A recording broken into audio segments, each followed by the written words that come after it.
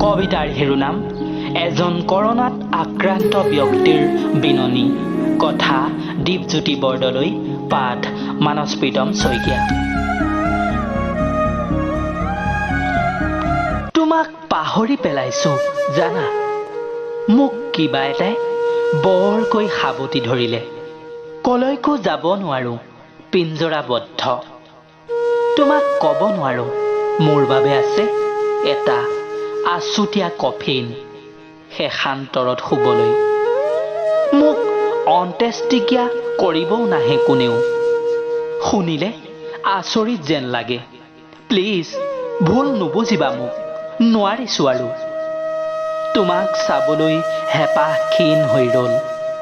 তোমাৰ নাম পাহৰি পেলাইছো, তোমাৰ ওঠৰ সোৱাদ পৰিহাৰ। আন্দোলনত মোৰ দেহটো মই যন্ত্ৰণাত যুঁজিছো। প্ৰীতিহত মোৰ হাঁহি, ভালপোৱা বিশৃংখল। দুখবোৰ যেন তোমাৰ শব্দ। বৰ বেয়াকৈ কামুৰি ধৰেও ডিঙিটো।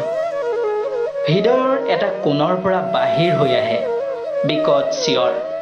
তুমিতো শুনা নোপোৱা কথাবোৰ। কাণত পৰিলে মন নিথৰ হৈ ৰয়।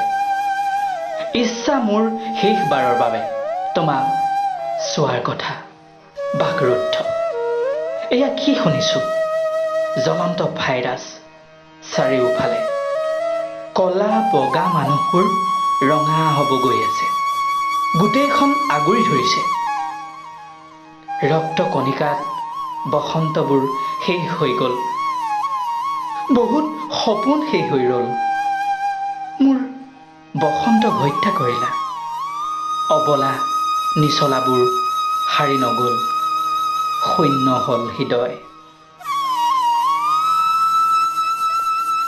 এতিয়া মৃত্যু উপত্যকাই দি খোজ দিম।